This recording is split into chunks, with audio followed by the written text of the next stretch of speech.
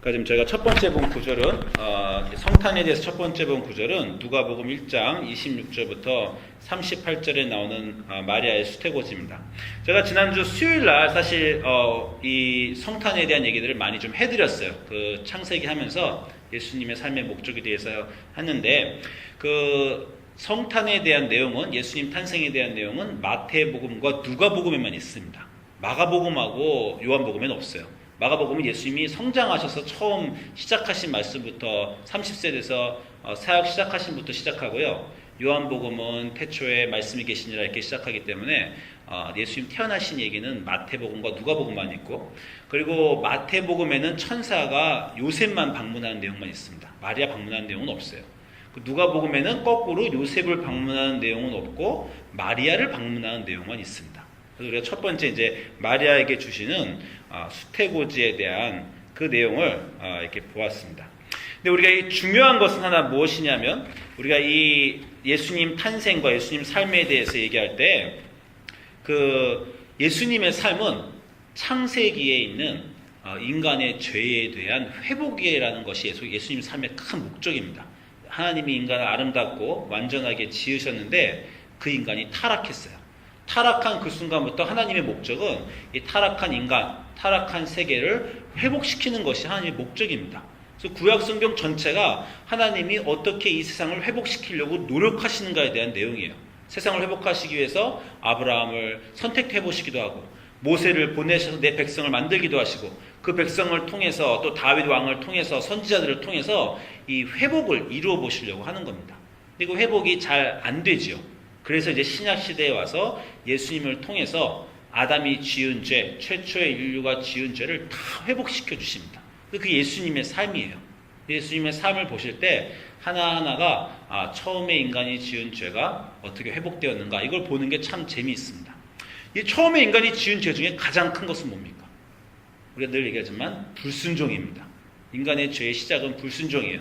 하나님이 하라 그런 걸 하지 않았다든가, 하나님이 하지 말라 그런 것을 한 것, 그것이 최초의 인간의 죄 아닙니까? 이 과일은 먹지 말라. 다른 건 다 해도 좋다. 그러나 이 과일을 먹지 말라라고 말씀하신 그 말씀을 지키지 못한 것이 인간의 처음 죄고 불순종의 죄라는 것입니다. 그래서 예수님이 그것들을 회복시켜 주시러 이 세상에 오시는 겁니다. 오셔서 그 아담이 하지 못한 아담은 순종하지 못하고 불순종하는데, 예수님은 순종하는 삶을 보여주심으로 아담의 못 지킨 걸 회복시켜 주시는 거예요. 근데 우리가 오늘 이제 예수님의 탄생설을 볼 때 이런 질문을 할 수가 있습니다. 왜 하나님은 이 세상에 그 많고 막 몇십만 명, 몇억 명 되는 인류의 많은 사람 중에서 마리아란 여자를 택하셨을까? 그리고 또 왜 하나님은 요셉이란 남자를 택하셨을까? 그 하나님의 아들 예수님을 세상에 보내실 때, 예수님이 물론 하나님의 아들이고 신성을 지니신 분이지만, 우리가 예수님 교회의 고백은 예수님은 완전한 사람이시자 완전한 하나님이라시는 것입니다. 그래서 사람으로 태어나셔서 사람의 부족한 거 겪으시고, 아픈 거 겪으시고, 본인이 유혹도 받으시고, 슬픔도 아시고, 괴로움도 아시고, 부모님과 형제들과의 관계도 맺으시는 분이에요. 이렇게 우리가 너무 예수님의 신성성만 강조하면 예수님의 이 지세상에서의 삶을 간과하기 쉬운데, 완전한 인간으로도 사셨고, 완전한 인간이라는 얘기는요, 인간의 아픔과 죄와 약함을 다 겪으셨다는 겁니다. 그리고 그래서 막 친구가 죽을 때는 울기도 하시잖아요. 너무 슬프셔가지고. 부활을 아시는 분조차도 슬픔에 우시고 지치기도 하시고 이렇게 하시는 겁니다. 그 인간의 완전한 인간으로 오신다는 건요, 태어날 때부터 너무 어린아이로, 자기를 보호할 수 없는 어린아이로 태어난다는 거예요. 뭐 어떤 사람은요, 예수님 막 태어나면서부터 막 슈퍼맨처럼 어린아이가 뭐 다 할 수 있는 거라고 생각하는데, 그렇지 않습니다. 철저한 부모님의 보호하에서 태어나게 되고, 그 부모님과의 관계에서 교육받게 되고, 그 부모님에게 배우게 되면서 어떤 하나의 아이가 어른으로 성장하시면서 진짜 하나님으로 나중에 오시는 거지만, 그런 모든 과정을 겪으십니다. 이런 걸 생각하면요, 부모가 너무 중요한 거예요. 예수님한테도. 인간의 한 아이로서. 그 부모로서 마리아와 요셉을 하나님이 왜 택하셨는가, 이런 것을 우리가 오늘 생각하고자 해요. 그리고 오늘 9절에서 마리아 수태고지에서 우리가 가장 쉽게 알 수 있는 부분, 마리아를 왜 택하셨는가? 어머님 마리아에게 순종을 배우셔야 됐기 때문입니다. 그런데 그 어머님은 순종을 가르쳐 주실 수 있는 분이셔야 돼요. 그래서 마리아에 대해서 우리가 아는 것이 사실 별로 없습니다. 별로 없기에 오늘 구절이 제일 중요하게 마리아의 성품과 어떤 사람인 것을 드러내는 구절인데, 오늘 구절에 천사가 이렇게 말합니다. 너가 아들을 낳게 될 것이다. 성령으로 잉태하게 될 것이다. 이 말은 당시에 그냥 처녀일 뿐만 아니라 정혼을 한 마리아에게는 천천병력 같은 소리입니다. 왜냐하면 정혼한 여자가 그 정혼한 남편이 요셉인 그 남편 말고 다른 사람과 임신하게 되면 바로 돌을 맞아 죽게 돼 있어요. 간음한 걸로 취급돼서. 그래서 처음에 천사가 너가 아이를 갖게 될 것이다. 그러니까 마리아가 처음에 놀라잖아요. 놀람 플러스 부정입니다. 아니 이런 일이 어떻게 가능하겠습니까? 그런데 하나님이 이 놀라운 일이 너에게 일어날 것이다 라고 말하자 마리아의 반응이 누가복음 1장 38절 오늘 읽은 구절에서 주의 여종이오니 말씀대로 내게 이루어지이다 라고 고백했다는 거예요. 이게 let it be죠. 영어로 말하는 그 우리가 let it be 그 노래 나온 것처럼 let it be 주의 말이 되게 하소서 그렇게 let it be인데, 저희가 성경 공부 때도 나왔지만 순종은요 동의와 다릅니다. 동의는요 우리가 원하는 것을 누가 제안했을 때 야 너 같이 내가 이 10시간을 일하면 이만큼의 돈을 주마 나랑 같이 점심을 먹자 이런 누가 제안을 했을 때 우리가 그거 괜찮다 그럼 동의하는 거예요. 순종은요 동의를 넘어섭니다. 내가 그 사람이 말한 거가 동의하지 않는데도 따라가는 게 순종이에요. 그러니까 마리아는 사실 천사의 말을 예스 하고 싶지 않았습니다. 그렇다고 싶지 않았는데 주의 말씀이니 내가 받아들이겠습니다 라고 해서 순종하는 것을 보인 거예요. 그런 사람입니다. 하나님의 말씀이 오면 그 말씀이 자기 마음에 맞지 않아도 순종하는 그런 사람이에요. 그런 엄마가 키운 아들은 순종을 몸에 배게 되는 겁니다. 그래서 여러분이 중요하게 예수님 십자가 사건을 볼 때 이걸 아셔야 돼요. 십자가를 지시고 싶지 않으셨습니다. 왜냐하면 겟세마네 동산에서 마지막 기도하실 때 그렇게 기도하시잖아요. 가능하면 이 잔을 치워주시옵소서. 가능하면 이 잔을 내게서 치워주시옵소서. 그렇게 마태복음 26장 39절에 보면 내 아버지여 만일 할만하시거든 이 잔을 내게서 지나가게 하옵소서. 그러니까 가능하면 좀 치워달라. 십자가 안 지면 안 되겠냐. 십자가 지는 거에 대해서 동의하지 않으셨다는 거예요. 그런데 마리아와 똑같이 그러나 나는 이 말씀 내가 임신한다는 것을 동의할 수 없지만 그러나 주의 뜻대로 되게 하옵소서라고 하신 것처럼 예수님도 그러나 나의 원대로 마옵시고 아버지 원대로 하옵소서 이렇게 순종하는 모습을 보여주셨다는 거예요. 여러분 기독교인으로 사시면서 순종하고 계십니까? 순종하고 계신가라는 거의 질문은요 이렇게 하시면 돼요. 내가 하나님을 믿지 않았으면 그렇게 했을 텐데 라는 것이 있는데 하나님을 믿기 때문에 나는 그걸 너무 그렇게 하고 싶은데 나는 그렇게 안 하고 있다 라고 하는 것이 인생에 계세요? 또는 내가 예수님을 믿지 않았으면 그걸 안 했을 텐데 예수님 믿기 때문에 너무 하기 싫은 걸 내가 지금 하고 있다. 그런 게 있으십니까 지금? 그런 게 있으시지 않으면 순종하는 사람이 아닙니다. 이 세대는요 자기가 하기 싫은 거를 하기 싫어하고 하고 싶은 걸 하는 세대예요. 그래서 막 자유를 강조하고 네가 원하는 그거를 해라. 원하는 건 하지 마라. 너의 본능에 충실해라. 네 자신을 알아라. 이게 무슨 사회적 문화적 코드처럼 되어 있는데 그렇지 않습니다. 저는 성령 받고 중학교 때 예수님 믿은 다음에요 많이 원망했습니다. 사실 예수님을 믿으면서 믿었기 때문에 제가 하고 싶은 것들 못한 게 되게 많아요. 정말 대학교 때는요 정말 술도 막 마시고 펑펑 놀고 싶고 하고 싶은 거 다 하고 싶을 때가 있었습니다. 그러나 또 뭐 금요일 저녁에 친구들하고 다 같이 모여서 맨날 파티하고 이렇게 하고 싶었어요. 근데 뭐 제가 원해서 하긴 거긴 하지만 뭐 어떤 때는 철야 기도도 가야 되고 새벽 기도도 가야 되고 또 기독교인으로서 이렇게 살면 안 되겠다고 생각해서 친구들과 다르게 산 부분들이 제가 있습니다. 그럴 때 굉장히 괴로웠어요. 어떤 때는 내가 좀 예수님을 이렇게 안 믿으면 안 되나? 내가 꼭 이렇게 믿어야 되나? 이렇게 고민해 본 적도 있습니다. 또 너무 얄미운 사람 있으면요 용서하고 싶지 않습니다. 저 남들처럼 나에게 잘하는 사람에겐 잘해주고 나에게 안 잘해주는 사람, 나에게 못되게 구는 사람은 그거 고소하다, 잘못되면 이렇게도 하고 싶은 마음이 있었어요. 근데 어떤 사람이 너무 미운데도 예수님이 가르쳐 주셔서 왼뺨 맞으면 오른뺨을 대라 그래서 정말 자기의 의지와 다르게 너무 열심히 뭐 꼭 가능했는지 모르지만 용서하려고 노력한 적들이 있습니다. 그럴 때마다 힘들었습니다. 힘들면서 내가 이렇게 꼭 살아야 됩니까? 이렇게 불평할 때도 있었어요. 그렇게 하나님에게 많은 불평과 원망을 하는 것이 당연합니다. 인간으로서. 그렇게 안 하고 있다는 건요, 자기가 원하는 대로 예수님이 말하신 말씀 중에서 자기가 지키고 자기한테 맞는 부분은 지키고 그렇지 않은 부분은 안 지키고 있는 삶을 살고 있기 때문에 그런 갈등이 없는 겁니다. 예수님을 믿으면서 이 부분은 내가 정말 하기 싫은데 내 성품과 다른데, 그런데 주님이 말씀이기 때문에 그렇게 하고 있는 사람들은요, 갈등할 수밖에 없습니다. 자, 한 가지 일화가 있는데, 제가 하나님 뜻대로 살아야 되겠다 생각하면서 이제 고등학교 1학년 때쯤에 나는 좀 사랑을 하고 살고 싶다 이렇게 생각을 했습니다. 나도 남들도 좀 사랑했으면 좋겠다. 근데 뭐 고등학교 1학년 남자가 이렇게 이웃을 사랑하는 방법을 뭐 특별히 알겠어요? 그래서 이렇게 결심했습니다. 학교에 가서 누굴 만나든지 안녕 이렇게 한번 인사를 하기로 했어요. 그게요, 한국에서는 한국 문화가 아닙니다. 제가 처음에 미국으로 유학을 왔더니요, 옆에 전도사님 친구가 저한테 오더니 옆집 여자가 날 좋아하나 봐 이렇게 그렇게 말해요. 근데 본인은 이제 유부남인데 옆집 여자가 미국 여자인데 왜 널 좋아하냐고 생각하냐 했더니 자기를 보고 웃는데, 지나가다 자기를 만나면 싹 웃으면서 손을 흔든대요. 그러니까 나를 좋아하는 것 같다고, 나 유부남인데 큰일 났다고 막 이러는 거예요. 저도 그런 경험 몇 번 했습니다. 별 친하지도 않은 여자가 길 가다가 딱 마주치면 그렇잖아요. 씩 웃으면서 손을 흔들어주고 또 하이 그러고 가는 거예요. 그래서 제가 나한테 관심 있나? 저 여자가 왜 저러나? 이렇게 착각을 한 적이 있습니다. 지금 이제 미국에서 오래 살아갖고 그게 너무 익숙해졌지만, 그 말은요, 한국에서 살다 온 사람은요, 그게 너무 익숙하지 않은 거예요. 우리는 아는 사람 만나도 인사 안 합니다, 한국에서는. 그럼 뭐 인사 특별히 안녕 그러면은 무슨 일 있나 이렇게 생각해요. 그런 문화에서 저희가 살았잖아요. 뭐 제가 고등학교 때 이제 학교에 등교를 하게 되면 친구를 만나면 야, 영배야 안녕, 기영아 안녕 이렇게 하는 겁니다. 그럼 친구들이 전부 다요, 이상한 눈으로 봅니다.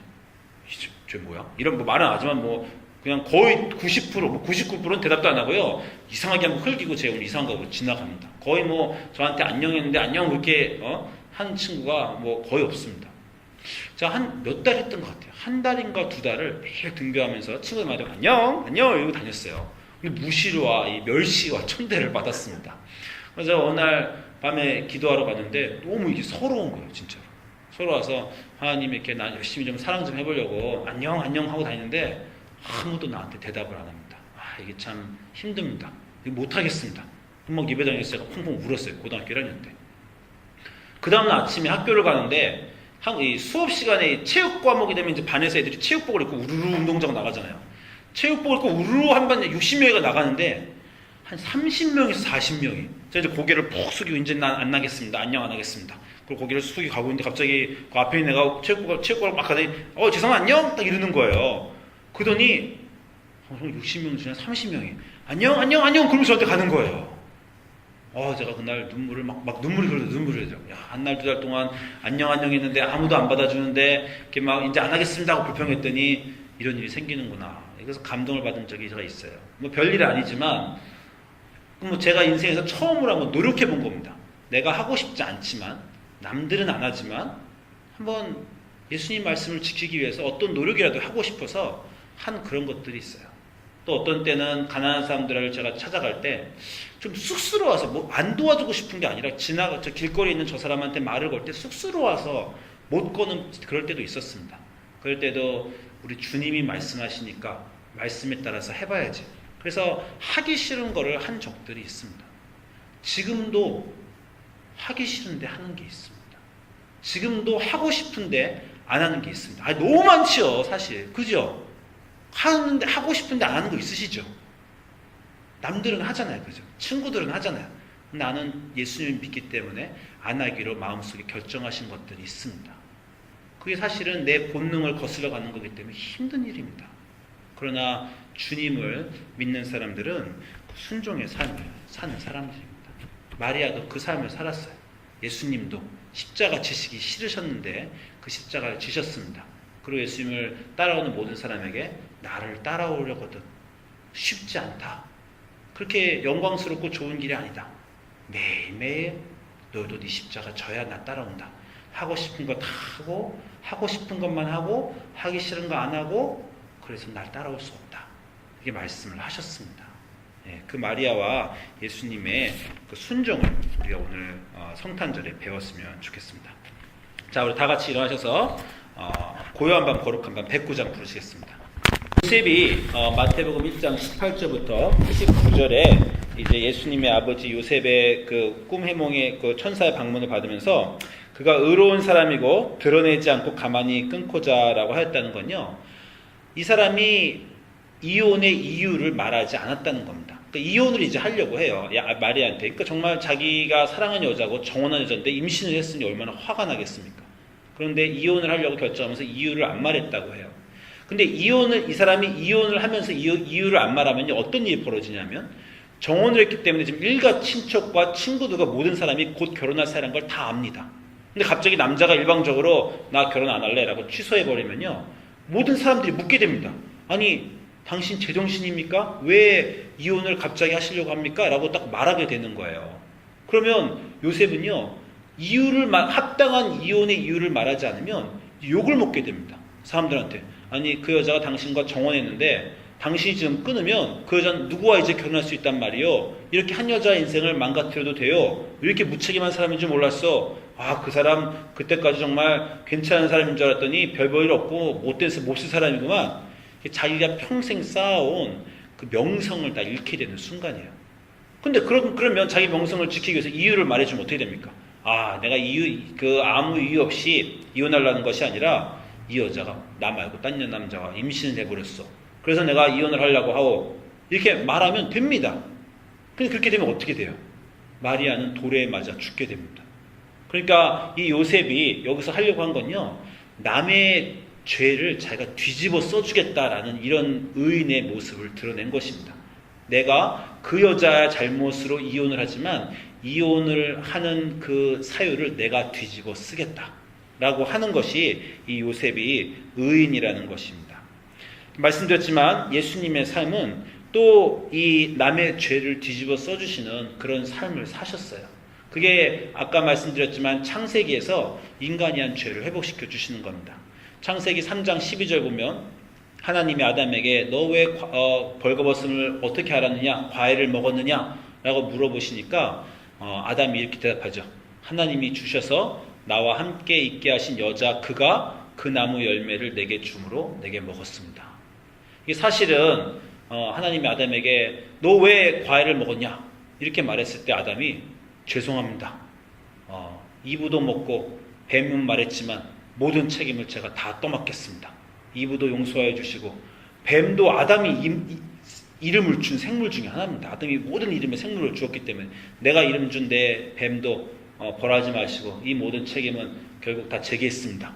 이렇게 아담이 말했으면 창세기 얘기가 달라졌을 수도 있어요. 그러니까 우리들 제가 말하는 것처럼 제가 만약에 집에 들어갔는데 집에 TV가 자빠져 있고 깨져 있단 말입니다. 그럼 제가 화가 나서 누가 이랬어? 하고 소리를 치는데 큰딸이 딱 와서 무릎을 꿇고 저희 셋이 놀면서 아버님 소녀가 이 모든 죄를 뒤집어 쓰겠나이다. 저를 벌하시고 동생들 둘을 용서해 주시옵소서. 이러면 아버지 마음이 얼마나 높겠어요. TV가 깨진 게 문제입니까? 큰딸이 이 책임감을 지려는 거에 대해서 기뻐서 너가 다 컸다고 용서해 주죠. 근데 아담이 죄를 짓고 죄는 지을 수 있을 수도 있습니다. 실수는 다 하잖아요. 우리가 잘못은 인생에서 늘 하죠. 중요한 건 잘못하고 실수했을 때 그 일 뒤처리를 어떻게 하는가가 그 사람이 얼마나 성숙한 사람인가를 보여주는 겁니다. 근데 아담이 내가 이 모든 책임을 지겠습니다고 하는 대신 책임 전가리지 이브에게 하는 겁니다. 요 바로 전장 2장에서요. 이브가 창조되었을 때 아담이 뭐라 그랬어요? 이는 내 뼈 중에 뼈요 살 중에 살이라. 그렇게 자기가 사랑스러워하고 좋아하는 자기 아내입니다. 그런데 자기가 죄를 이제 정죄당하니까 곧바로 이브한테 책임 전가합니다. 내가 그런 게 아니라 이브가 먹으라고 해서 먹었습니다. 그것뿐만 아니라 하나님을 또 정죄합니다. 하나님이 주신 이 여자가. 그러니까 결국 자기 책임은 아무것도 아니고 하나님이 이거 다 이렇게 만드셨다는 거예요. 하나님이 이 여자도 주시고 이 여자가 나한테 속여서 이 여자가 나한테 꿰어서 그래서 내가 먹었습니다. 난 아무 잘못도 안 했습니다. 책임 전가의 모습을 보여줬다는 거예요. 이게 우리 모든 인간이 또 갖고 있는 약점입니다. 그리고 인간이요, 이 누명을 쓰고 말하지 않고 버틸 수 있는 사람이 정말 드물어요. 저도 못합니다. 그래 본 적이 태어나서 한 번도 없는 것 같아요. 너가 그랬지. 근데 내 마음속에 내가 안 그런 줄 알아요. 딴 사람이 그랬어요. 근데 내가 안 했다고 말하면 그 사람한테 책임이 갈 것 같아서 내가 아무 말 안 하고 뒤집어 쓴 적 없습니다. 그래 본 적이 없어요. 오히려 손살을 치면서 딴 사람이 안 한 것 같은데도 불구하고 막, 야, 나는 그거 안 한 것 같은데, 나는 분명 안 했고, 혹시 걔가 그때 그 창문 근처에서 놀았는데 걔가 깬 거 아닌가? 알지도 못하면서도 딴 사람을 막 드러내요. 왜냐하면 내가 그 정죄를 안 받기 위해서 그런 겁니다. 이 인간의 본성입니다. 책임을 지려고 하지 않는 본성. 그런데 우리가 다 알듯이 예수님의 십자가의 사역은요, 책임져 주시는 사역입니다. 예수님의 사역에 대해서 가장 잘 구약에서 표현했다고 말하는 것이 이사야서 53장이죠. 고난받는 종의 노래입니다. 거기 보면 예수님에 대해서 이렇게 얘기하죠. 그는 실로 우리의 질고를 지고 우리의 슬픔을 당하였거늘. 예수님이 우리의 질고와 슬픔을 당하였는데 우리는 생각하기를 그는 징벌을 받아 하나님께 맞으며 고난을 당한다 하였더라. 그러니까 예수님이 십자가 사건을 보는 사람들이 못됐으니까 저렇게 십자가에 못 박히고 저주를 받을만 하니까 저렇게 달리지라고 생각했다는 거예요. 그런데 우리의 죄를 대신 지셔주셨다는 걸 우리가 몰랐다는 겁니다. 그리고 그 짐을 지실 때 예수님이 53장 7절의 이사에 그가 곤욕을 당하여 괴로울 때에도 그 입을 열지 않았다. 자기 변명을 안 했다는 거예요.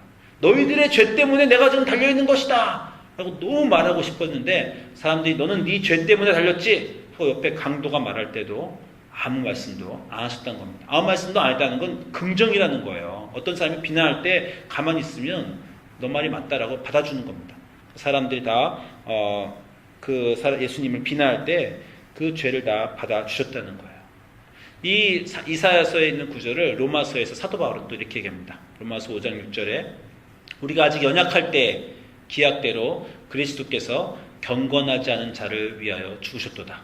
의인을 위하여 죽는 자가 쉽지 않고 선인을 위하여 용감히 죽는 자가 혹 있거니와 우리가 아직 죄인 되었을 때 그리스도께서 우리를 위하여 죽으심으로 하나님께서 우리에 대한 자기의 사랑을 확증하셨느니라. 저는 이 성령을 받고 나면요 로마서 5장 8절이 생각나서 눈물이 나더라고요. 로마서 5장 8절이 우리 복음의 가장 큰 핵심 중에 하나입니다. 이게 성령 받으면요 이 구절이 가장 먼저 와요. 나의 죄 때문에 돌아가신 거구나. 내가 잘못해서 돌아가신 거구나. 내가 죄인이었기 때문에 내가 죄인만 아니었던들 나를 위해서 돌아가실 필요가 없었던 우리 주님이 내가 죄인이셔서 나를 위해 돌아가신 것이구나. 내가 죄인이구나. 이 말씀이 이 진리가 성령 받으면 가장 강하게 많은 사람들이 고백하는 내용입니다. 눈물을 흘리면서 고백하는 게 예수님이 우리의 죄를 대신 져주시고 오명도 쓰시고 누명도 쓰시면서 입도 뻥긋 안 하시고 너희들 때문에 내가 받는 거다 말 안 하시고 그냥 그 죄명을 다 써주셨다는 것입니다. 근데 그것이 예수님이 물론 하나님의 아들이시기 때문에 그 일이 가능했지만 오늘 보신 대로 그 아버지가 하는 일이에요. 그 아버지 밑에서 그 자식이 나왔다고 그 아버지가 늘 자라면서 뭐 마리아뿐만 아닐 겁니다. 몫으로 아버지 밑에서 일하면서 예수님이 어떤 이웃들과의 갈등이 있을 때 아버지 요셉을 보면서 아버지는 저럴 때 아무 말도 안 하는구나. 아버지는 저럴 때 육신의 아버지 요셉은 저럴 때 자기가 한 것도 아닌데 책임을 또 맡는구나. 이런 것들을 잘하면서 또 배우실 기회가 되셨을 겁니다. 그래서 요셉이 책임을 떠맡아주는 사람, 욕을 감수해서 맞아주는 사람으로 하나님한테 예수님의 아버지로 선택받은 의로운 사람이었던 겁니다. 우리의 삶이 또 그렇게 되기를 원합니다. 우리가 성탄에 대한 많은 내용들 그리고 성탄극들 나티비티 이런 걸 많이 알지만요 성경에서 예수님의 성탄 태어나심에 대한 그 묘사는요 아주 짧습니다. 오늘 보신 2장의 마지막 7절에 그 아들을 낳아 강보에 쌓아 구유에 누웠으니 여관에 있을 곳이 없다. 이게 답니다. 근데 이걸 가지고 우리 멕시코에서는 포사다도 축제도 하고 많이 만들어서 여러 집을 지나면서 여관한테도 가고 여관 주인이 어떤 때는 자리가 없습니다 그랬다가 어떤 교회에서 성극을 하는데 어떤 꼬마애가 자리가 없다고 말하기 힘들어서 있어요 돌아오세요 이런 얘기도 있고 별별 얘기가 다 있지만요 성경 구절은 아주 짧습니다. 첫 아들을 낳아 강보에 싸서 구유에 누웠으니 이는 있을 것이 없었습니다. 이런 내용입니다. 자, 예수님의 탄생 구절은 이렇게 짧은데 사실 우리가 이 마리아를 생각하면요 지금 만삭이 된 여러분 다 아기나 보셨으니까 그 느낌을 아시잖아요. 만삭이 된 몸으로 당나귀를 타고 힘들게 베들레헴으로 가고 있었습니다. 흔들리는 당나귀 밑에서 엄마가 얼마나 괴로웠겠어요. 언제 어떻게 아기 날지도 모르는 상황이었어요. 아마도 요셉과 마리아는 베들레헴에 들어갈 때요, 환대를 기대했을지도 모릅니다. 왜냐하면요, 둘 다 굉장한 그 예언을 받았어요. 오늘 우리 이미 읽었지만요, 마리아한테는요, 천사가 네가 잉태하여 아들을 낳을 것인데 그가 큰 자가 되고 지극히 높으신 하나님의 아들이라 일컬어질 것이요, 그 하나님께서 조상 다윗의 왕위를 그에게 주시니 영원히 야곱의 집에서 왕으로 다스려질 것이며 그 나라가 무궁하리라. 이게 태몽입니다. 태몽. 얼마나 대단한 태몽을 받았어요. 이 태몽을 받은 마리아는요, 정말 아기를 낳을 때 막 천사가 막 내려올 거라고 생각을 했을 거예요. 그리고 우리가 늘 볼 때 성탄 보면 막 천사가 막 주변에 둘러싸여 있잖아요. 근데 성경 구절은 아주 간단합니다. 누울 자리가 없어서, 호텔이 없어서, 여관이 없어서 그 외양간에 갔다는 거예요. 요셉한테 주신 말씀도 그렇죠. 요셉한테는 네가 아들을 낳으리니 이름을 예수라 하고 저가 자기 백성을 그들의 죄에서 구원할 것이다. 이 모든 것은 선지자의 말씀으로 된 것인데 처녀가 잉태하여 아들을 낳을 것이요 이름을 임마누엘이라 이를 번역한즉 하나님이 우리와 함께 계시다. 이런 태몽을 아버지 어머니가 받았습니다. 이런 태몽을 받은 사람은 아기가 날 때요, 이런 장면을 생각했을 거예요. 하늘에서 빛이 막 레이저 빔처럼 쫙 쏴지고 아기가 태어날 때 하늘이 열리고 이런 장면들을 생각했을 것이고요.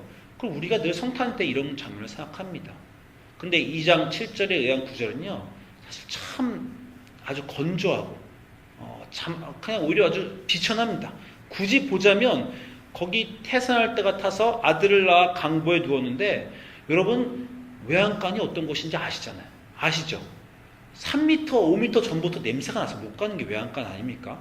지금도 그런데 2000년 전에 외양간이 얼마나 열악하게 똥이 그냥 범벅이 됐을 것이고, 지금 그 베들레헴에서 호적하러 온 사람들이 그냥 여관이 꽉 찼으니 여관에서 일하는 애가 외양간 내 동물까지 신경 쓸 거 열흘도 없습니다. 며칠 똥을 못 치우고 튀어났을 거예요. 말 구유는 깨끗하겠습니까? 저희 고양이 키우는데 애들이 거기다가 음식 주고요, 씻지만 않은 벌써 음식이 터덕터덕 그릇에 붙어서 얼마나 지저분한지 몰라. 말 구유가 얼마나 지저분했겠어요. 그리고 마리아가 아기를 낳을 때 산파도 없었습니다. 여관도 없었어요.